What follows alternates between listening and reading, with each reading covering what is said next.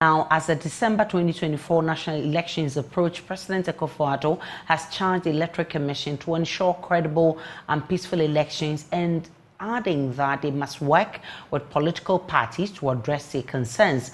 Delivering his last but one State of the Nation address, the president assured that government will ensure Ghana's reputation is not damaged after December 7 polls. He warned nobody should undermine the integrity of government institutions for parochial reasons.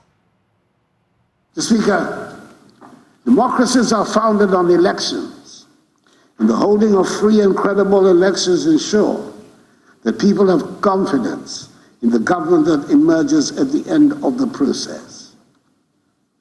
The honorable members of this House, who are at the center of it all, know more than the rest of us that this is an election year. The increased decibel level in all communications would ensure that even the most politically uninterested person among us would know that on December 7th, we shall be going to the polls to elect a new president and new members of parliament. A lot of the responsibility lies on the Electoral Commission to put the organization in place that would ensure that we have credible elections. Government is doing its part to make the work of the Electoral Commission go smoothly. A lot of responsibility lies on the political parties as well, and I hope that the parties recognize that their credibility is also on the line, especially with some people wanting to undermine the multi-party democratic system of government. It is up to the parties to demonstrate that competitive elections are an honorable, character-enhancing experience, and that at the end of the process, the loser will congratulate the winner, and the world does not come to an end because an election has been lost.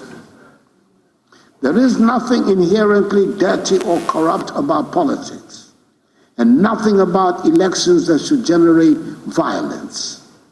We who are in politics, and we who are members of political parties, owe it to ourselves, the institutions we claim to belong to, and above all, we owe it to Ghana and the people of Ghana to make politics and elections the serious and joyful phenomenon they should be. In discharging their responsibility, I urge the Electoral Commission to work with the political parties to iron out whatever problems there might be. And I'm happy that the Electoral Commission, after engaging the parties, has shelved plans to change the 7th December date.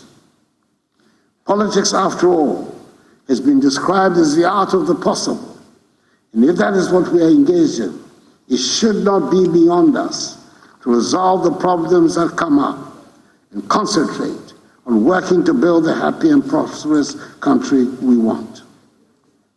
Government, on its part, will do what is expected of it to make sure that the reputation of Ghana is not damaged, and the free will of the people is manifested at the end of the electoral process. And I want to reassure the people of Ghana that I'll do everything in my power to help ensure the conduct of transparent, free, and fair elections on 7th December. Whilst many welcome the idea of a free, fair, and peaceful election, they are also skeptical about the commitment of politicians to achieve this goal, considering the outcome of the 2020 elections in which 8 people died. Prior to the 2020 elections, the Vigilantism Act was passed to check activities of vigilantes, and the Christian Council got the major political parties to sign a peace pact, but that did not stop the chaos in some parts of the country. Remember, the report of the Ayawaso West Wogon incident is still gathering dust, with many questioning if there is really the political will to ensure a peaceful election. Well, I've been joined for this conversation by Dr. John Osai-Kwapong, who is a political analyst and CDD fellow in governance. I've also been joined by Albert Ahin, who is coordinator for the Coalition of Domestic Election Observers, CODEO. Let me start with you. Dr. Kwapong, how have you been digesting the president's assurance of peaceful elections? Excuse me. Thank you very much. Good afternoon, Aisha. I think it's a very important call. We've done our best to go through 8 elections during this Fourth Republic. Yes, some have been a little more controversial than the others. But if you look at the sentiments that Ghanaians have expressed in the Afrobarometer survey, 8 out of 10 still say that we should choose our leaders through regular elections. So that commitment to elections is there. We felt differently about different elections over the years. Afrobarometer does ask how free and fair we think the outcome of a most recent election was. And we've gone through feeling like some elections were completely free and fair, but also feeling like some weren't. I'm sure it would come as no surprise that, for example, only 26% felt the 2012 election was completely free and fair. We are also going into another election in which only 37% felt the 2020 election was completely free and fair. So I like the way the president is framing the upcoming elections, that look, it has to be free, it has to be fair. He calls on the Electoral Commission to work with the political parties to address any concerns, because I'm sure you're aware that some way, somehow, and it's one of the things that I'm always curious about, we've come to somehow believe that winning or losing an election is something that the Electoral Commission makes happen or doesn't make happen. This current Electoral Commission is also going into the 2024 election with not the best of perceptions in the public eye. If you look at the most recent Afrobarometer, only 10% express a lot of trust in the EC. So I'm happy that the president is calling on the EC to work with the political parties to address whatever concerns they have. I'm also happy that he did say that, look, at the end of the day, elections is not the reason why we must, destroy ourselves or destroy the reputation of Ghana, which means that our security agencies and the security forces will have a very critical role to play, in ensuring, peace, security on that day.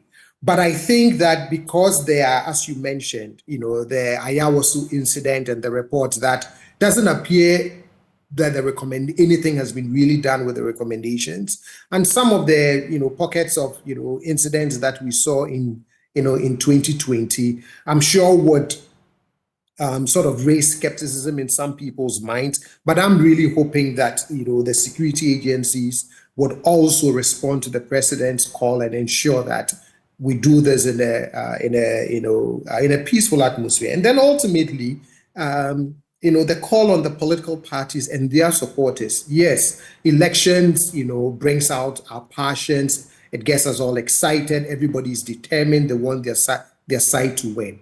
But it is not the reason why we must, quote unquote, either harm each other or jeopardize the peace and security of the country. So for me, I think it's an important call that we must all take, the critical steps that are needed to ensure that we would have a free and fair and peaceful election. We've been joined also by Albert Ahin. They normally monitor some of these when the elections are ongoing. They are on the ground monitoring exactly what happens. Now, Mr. Ahin, technically, what for you will constitute a free, fair, and peaceful election?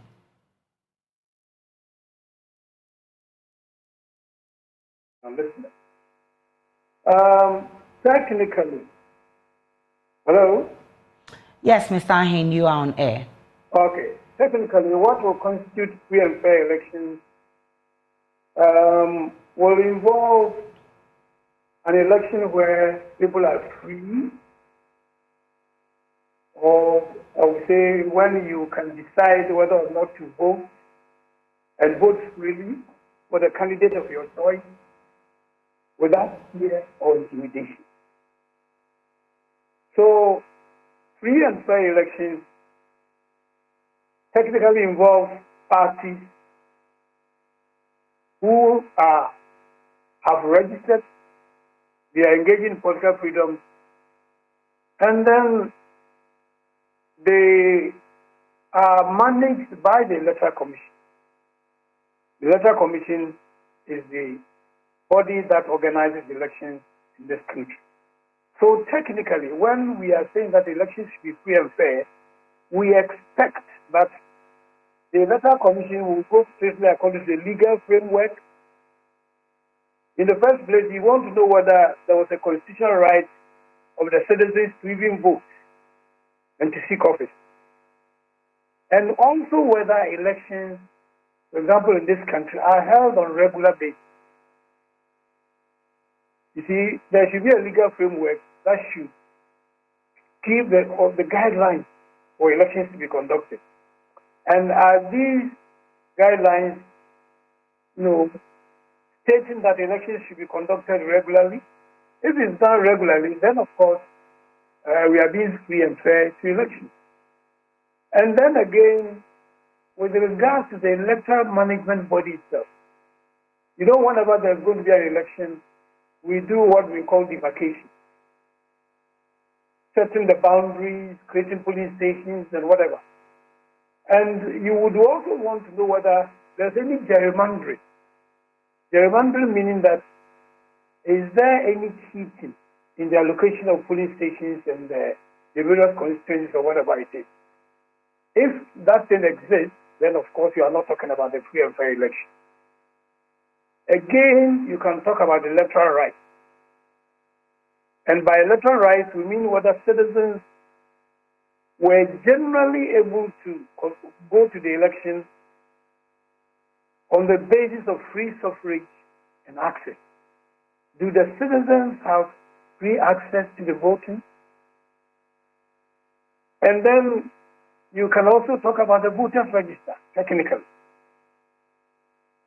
Is the voters register accurate? And is it open to voters for easy, effective registration? These are the things that you should be having in mind. Ms. Ahin, what then should be our guide, knowing, looking at some incidents in the past, if we want to use them as our reference point? Yeah, so if you want to look whether elections have been free and fair in this country, you will first of all ask yourself this question: was the election free, and free from what? Free from what? Free from intimidation. Free from access. Were people having the right to go to the police stations? Were they not hindered? Were the campaign processes okay? Whether elections were carried out without violence, intimidation, bribery, vote buying, incumbency advantage, or, for example, massive financial advantages of the incumbent. If all these things are not there, and it went on smoothly, then you can be talking about a free and fair election. And of course, to talk about the media as well. Was there media access? Was there freedom of speech? Was it protected? And then whether the ruling party, for example, was not proportionately benefiting from governmental-owned media. When you have all these things happening, then of course you are talking about a free and fair election. And then you would also want to look at the voting process. Was the voting process conducted in a secret ballot with one person, one vote, with adequate security to protect the ballots from being stopped or the ballot boxes from being stopped? Was there multiple voting, or was there destruction of the valid ballot? These things are all the ingredients that contribute to free and fair elections. We'll certainly be watching out some of these things as we approach the 2024 elections. I'm grateful for your time. Albert Kofi Ahin is coordinator of CODEO. Dr. Osain Kwapon is a political analyst and CDD fellow. Grateful that you all joined us. Now, Flag.